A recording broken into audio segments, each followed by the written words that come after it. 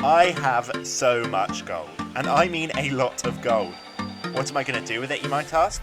Trade it with piglins. That's right, if you chuck a piece of gold at a piglin, they just give you free stuff. Quartz, blackstone, gravel, and if you're really lucky, even ender pearls. So today I'm going to hop on the Omathacraft server and build a mega piglin trading machine.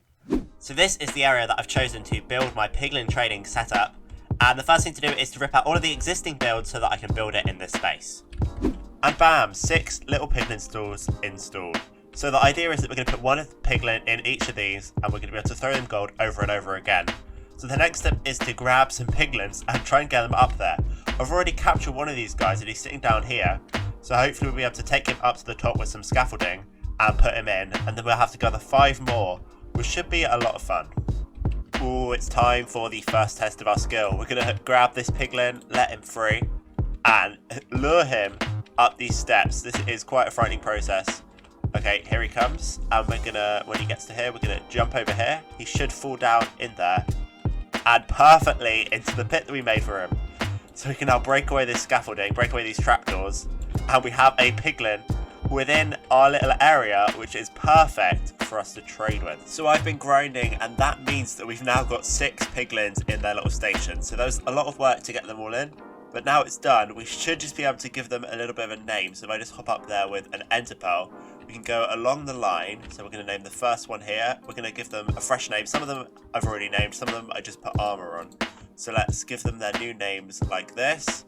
And that will prevent them from despawning. So this is the last guy. There's actually 2 in there, which isn't ideal. So I want to kill that guy, but let's use an axe. Like so. Okay, there we go. That's all 7 of the piglins in their little area. And then the next thing to do is actually to grab some redstone blocks and push these pistons down to push a glass block into each of their heads. So let's do that 3 times. And that means that the piglins are now secured in there. And the reason why we didn't just place that block and we actually used a piston to push it in is because the hitbox of the piglin prevents us from placing a block there. So now we've got all of that in, it's time for the next step of the build. And that next step is the redstone. So we've got to add some redstone torches on the back of all of these blocks here. And then we've got to place a dropper, I think, on top of that. Although first, I think we should place another block like so. So we're going to place another block here. Then we're going to place a dropper facing this way. And then all we need to do is place another glass block here, like so. So we're going to put probably a whole nother layer of glass. And that means that when the dropper fires, it will drop down against this back wall and be ready to be picked up by the piglin. It's all coming together now. I've added this blackstone brick background behind the piglins, and I've also added onto the redstone. So now I've got a couple of additional functions. For one, we can read the output of the dropper with a comparator, and that will allow us to determine if we've run out of gold. And also this redstone line here starts the whole system. And finally, if I head up to the top of the redstone, you can see that I've added in some hoppers, which we can use to refill all of the different droppers with gold. So now what we've got to do is hook up all of these together. So I'm going to do, I think, one final layer of chests. So we've got a bunch of gold storage in each of the slices. And then we're going to have hopper lines that distribute the gold in between each of these slices. So I've actually decided to use a hopper minecart instead of a line of hoppers, simply because that allows us to distribute the items evenly, rather than putting them in the first slice and then in the second slice, etc, etc. So this way we get them split evenly between all 6 sort of piglins. And if we put the items in this chest here, you'll see they get picked up very rapidly and distributed. We get 1 popping into each of the slices every time the minecart goes over. So if we head below now and actually press this button over here, it should theoretically start the system, and we should see a bunch of piglins trading away up at the top. So that guy's got an iron, so there must have been an iron in the system somehow. That guy is, what about these other guys? That guy's also got an iron, and that guy, I can't see anything, but we'll look into that later. But anyway, the next step is the storage system. I've already added in this little border going round the piglin trading setup like so, which I think looks fairly nice. Got the quartz and the blackstone theme. You get both of these items from the piglin trading, which makes it super convenient, and there's a nice contrast there as well. And at the moment, the items just come out somewhere in the side. Actually, I haven't built a proper place for them to come out. Where do they come out? There. At the moment, we're not sorting any items. As you can see from this mess of a hopper, they're just randomly in there. And that is why the next step is to add in a bunch of chests. So I'm going to do that now, and then after that we're going to add in some item sorters behind there so that we can separate each of the different items. 1, 2, 3, 4, 5, 6, 7, 8, 9, 10, 11, 12, 13. And then we're going to make all of these into double chests like so. Extend those chests up by a few layers and mirror it on the other side. Then craft the rest of the chests into hoppers and place them in behind the chests so that we can fill them up from behind. That's one side done, and now the other side is done as well. After adding in a bunch of extra chests to accommodate for all of the piglin items, and adding some trimmings around the side to decorate the building, it's now time to work on the storage system. So we're going to pop up on top of all of the chests, and what we're going to do is we're going to start building a single slice firstly of a simple sorter unit. So this is the layout of one single sorter slice. We're going to have a repeater down there on 2 ticks. We're going to have redstone dust along here like so. We're going to grab a comparator and put it there, and then we're going to grab a redstone torch, and that redstone torch is going to go down here. Extending this out for every single slice, and then adding in the hoppers, and then filling each of the hoppers with a line of junk items. We're almost at the end now. The last 3 hoppers await us, and this one has already got a hopper in for some reason. Bam! So we have filled up all of these hoppers, and now the next step is to add in some droppers running along the top. Normally in this sort of situation, we'd actually use hoppers on the top here instead of droppers. But in this case, we need to process items at faster than hopper speed due to the sheer speed of our farm. So I've used droppers since they can process items at twice hopper speed.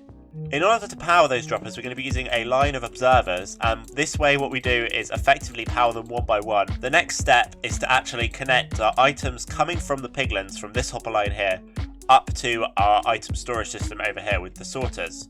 So for that we need to elevate the items slightly so that they can go into this dropper here, but we also need to start the pulsing of the dropper line. So for that I think what I'm going to do is actually have some more droppers here pointing upwards, and then we can have 2 more going sideways like this. We need to ensure that we're using droppers and not hoppers, because otherwise we're not going to keep up with the demand.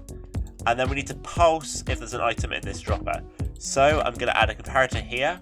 We're going to run that into a block, I believe. Yep. And then we can have a redstone dust on top, and we can then build a simple pulsing clock here, which will actually power back into the dropper. So what this circuit over here does is it actually pulses the dropper whenever there are any items in there.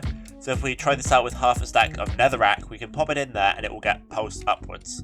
And also, if we add a block here and a comparator here, we can actually pulse any items if there are any in this dropper as well. So all we need to do now is add a redstone dust there, and it will power this top dropper, and that means we can input items into there and in there, which is important because that will make a 2 times hopper speed adjustment, since we need 2 hoppers entering into the system. A sticky piston is going to be our best friend in this situation because this redstone dust will light up whenever there are any items in either of these 2 droppers. So if we hook up a sticky piston next to that, we can actually use this sticky piston to start an observer clock, which will pulse all of these observers here, meaning that our items get propelled along the line. So we just need a temporary block here, and some more observers, and then probably another temporary block here, and that should actually be the system done. So all we need to do now is hook up some more hoppers running from this line to that line, and they should start inserting into here and run at twice the hopper speed. So the system should now be running, as you can see, and that means that we should at the end have all of our items, yep, as I suspected, being spat into lava. And the reason for that is because we haven't installed any of the item sorters yet. So what I'm going to do is I'm going to grab one of each item, or 2 in some cases, and put it in all of the hoppers so that we can get our slices active. One big wall of chests. Look at that. We've got a bunch of items. As you can see, some of them we've only got 1 of, some of them we've got 2 of, depending on how many we get through the system, and also our demand for them as well. I'm doubting we're going to need many fire charges, and we don't get many crying obsidians coming through the system. The system has actually started working, as you can see by the quartz in this first slice here, but we have yet to activate the system because we've still got to build it on the other side as well. And bam! Replicated on both sides of the system. How cool is that? I've also added in this little item disposal system on this side. On this side, it does just throw it into lava though, but I think that's perfectly fine.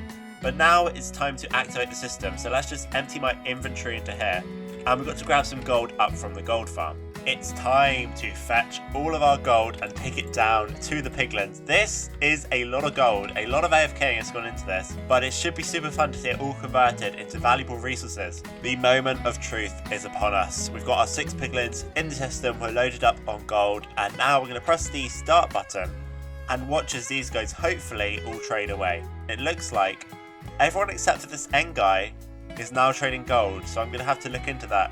I'm pretty sure I said that earlier that he wasn't working, but our system has started to process, which is really good news actually. Yeah, so now all that's left to do is AFK for a couple of hours and see how many resources we can get. Great news everyone, you can see that the piglins have successfully stopped trading all of their gold, which means we should now have a storage system filled to the brim with items. And if we check some of the chests, we can see this is indeed the case. The leather chest is completely filled, we've got plenty of soul sand, we've got obsidian, we've got spectral arrows, we've got fire charges, and a bunch of resources. You can see around here we even had so many resources that we had to make a separate little storage room for gravel and blackstone because they were overflowing out of the chest. So all of that is gravel and all of that is blackstone, which is mental. We've also got a bunch of string, we've got quartz, we've got all the different types of obsidian. This is just mentally insane how many resources you can get just from this one farm. So now that you've seen just how insane a piglin farm can be, maybe you want to hop into your world and build one of these as well. Alternatively, you can click here on the screen to watch another video, and here if you'd like to subscribe. If you have watched all the way to the end, I really do appreciate it. Thank you, and I'll see you in the next video.